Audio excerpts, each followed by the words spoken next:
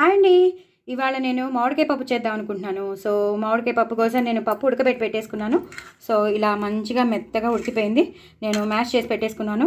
అలాగే మామిడికాయ ముక్కల్ని కూడా నేను ఉడకబెట్టేసి పసుపు పచ్చిమిరపకాయలు వేసి ఉడకబెట్టేశాను. ఈ పప్పులో కూడా నేను పచ్చిమిరపకాయలు వేసి ఉడకబెట్టాను. పసుపు కారం పచ్చిమిరపకాయలు వేసేసి నేను ఈ పప్పుని ఉడకబెట్టేశాను.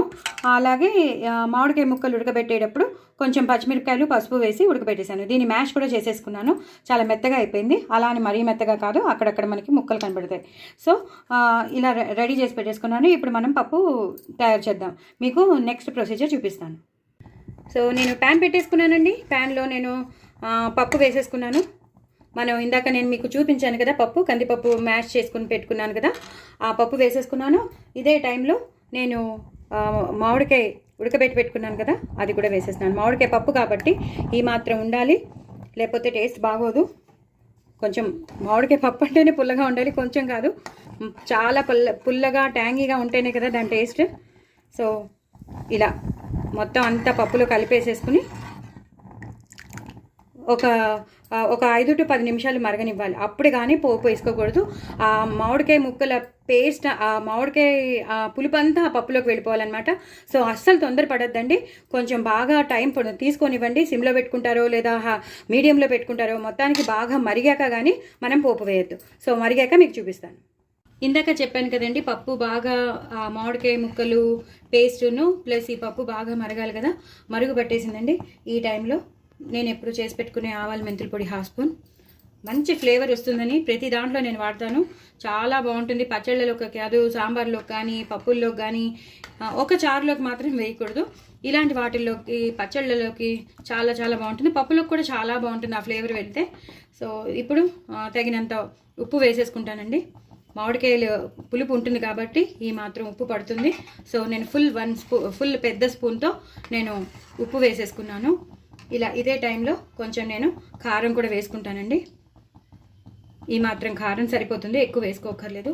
నేను తీసుకున్నాను కదా అని మొత్తం వేయను, అంటే 10 సార్లు మళ్ళీ నేను వీడియో ఆఫ్ చేయాల్సి వస్తుంది కదా అని నేను ముందరే ఎక్కువ తీసి పెట్టుకుంటాను. సో నేను తగినంత వేసేసుకున్నాను. మళ్ళీ నేను ఎప్పుడు చెప్తూ ఉంటాను కదా, పోపు వేసేటప్పుడు కంపల్సరీ మీరు వేసి పెట్టుకోండి, కారం వేయాలి, అప్పుడే మంచి టేస్ట్ వస్తుందని చెప్పాను కదా. సో అది చేసేసుకోవచ్చు మనం.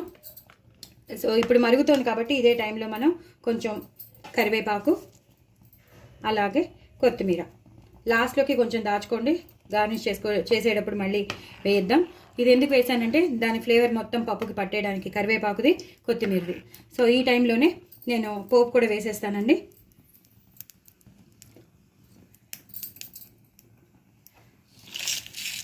ఆవాలు, జీలకర్ర, వెల్లుల్లిపాయలు, ఎండుమిరపకాయలు, ఇది వేయాలి. ఆవాలు, జీలకర్ర, ఎండుమిరపకాయలు, వెల్లుల్లిపాయలు ఇలా వేగిందో లేదో తెలిసిపోతుంది. ఇది కొంచెం ఇలా వేగితే మంచి వెల్లుల్లిపాయలు ఫ్లేవర్ వస్తుంది, చాలా మంచి ఫ్లేవర్ వస్తుంది. ఇదే టైంలో మనం ఇంగు వేసుకోవాలండి. నేను చాలాసార్లు చెప్పాను, సాంబార్లోకి కానీ, చారులోకి కానీ, పచ్చళ్ళలోకి కానీ, పప్పుల్లోకి కానీ అస్సలు కాంప్రమైజ్ అవ్వద్దు. ఇంగు దగ్గర ఇంగు చాలా చాలా మంచిది డైజెషన్కి. ప్లస్ ఇలాంటి దాంట్లో మాత్రం కంపల్సరీ వేస్తేనే దాని టేస్ట్ అండ్ ఫ్లేవర్ ఇంకా ఎన్హాన్స్ అవుతుంది, ఆ ఫ్లేవర్ అనేది. సో తప్పకుండా నేను వేసినట్టు ఎక్కువ వేయండి. నేనైతే మళ్ళీ వేస్తున్నాను, అంత బాగుంటుంది. సో అన్నీ వేగిపోయండి. నేను ఇదే చెప్తున్నాను, ఎప్పుడు చెప్తాను. 1/2 స్పూన్ కారం వేసేసేయాలి. వేసేసి ఇలా ఒక్కసారి ఎక్కువసేపు ఉంచకూడదు, దాని కలర్ ముందే తీసేసి మనం దీన్ని ఇలా ఇందులో వేసేసేయాలి. ఇది చాలా చాలా టేస్టీగా ఉంటుంది. మీరు ఎప్పుడైనా ట్రై చేసి చూడండి, చాలా చాలా టేస్టీగా ఉండే పప్పు అండి. మీరు ఇలాగే ట్రై చేయండి. ఒక్కసారి కారం వేసేసి వదిలేకుండా ఇలా పప్పులో కంపల్సరీ పోపు వేసినప్పుడు ఇలా వేసేయాలండి. సో లాస్ట్లో ఇంకొకసారి నేను వేస్తాను కదా, కరివేపాకు కొత్తిమీర వేసేసాను.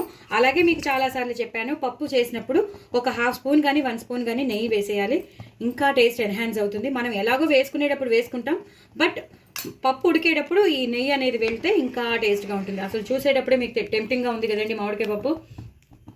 అసలైతే చాలా మందికి మామిడికాయ పప్పు అంటే చాలా ఇష్టం, నాకైతే చాలా ఇష్టం. సో మీరందరూ తప్పకుండా ట్రై చేయండి, నా ఛానల్ సబ్స్క్రైబ్ చేసుకోండి, సపోర్ట్ చేయండి. నేను 1000 సబ్స్క్రైబర్స్కి దగ్గరలో ఉన్నాను. సో నేను రీచ్ అయ్యేటట్టు చేయండి. చాలా చాలా టేస్టీగా ఉంటుంది. ఇది వేడి వేడి అన్నంలో చక్కగా నెయ్యి వేసుకుని తిని 2 సార్లు కలుపుకుని పెట్టండి. పిల్లలైతే ఇంకా ఆరు మంది తింటారు. అంత ఇంట్రెస్టింగ్గా తింటారు. చిప్స్ నంచుకోండి, వడియాలు నంచుకోండి, అప్పడాలు నంచుకోండి, చల్లమిరపకాయలు నంచుకోండి, ఏదైనా నంచుకోండి. బట్ వెరీ వెరీ టేస్టీ మామిడికాయ పప్పు అనేది చాలా చాలా చాలా 100%లో ఇంకా 100% ఇష్టమైన పప్పు అందరికీను. గోంగూర పప్పు అనగా, టమాటో పప్పు అనగా, మామిడికాయ పప్పు అనగా, బట్ ర్యాంకింగ్లో మాత్రం మామిడికాయ పప్పుకే మనకి ఓటేస్తాం. సో మీరందరూ తప్పకుండా ట్రై చేయండి, నా ఛానల్ సబ్స్క్రైబ్ చేసుకోండి, సపోర్ట్ చేయండి.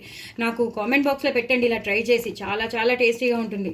ఓకేనా అండి? నాకైతే టెంప్టింగ్గా ఉంది. వేడి వేడి అన్నంలో తినండి, ఎక్కువ నెయ్యి వేసుకుని తినండి. చాలా చాలా బాగుంటుంది. బాయ్ అండి.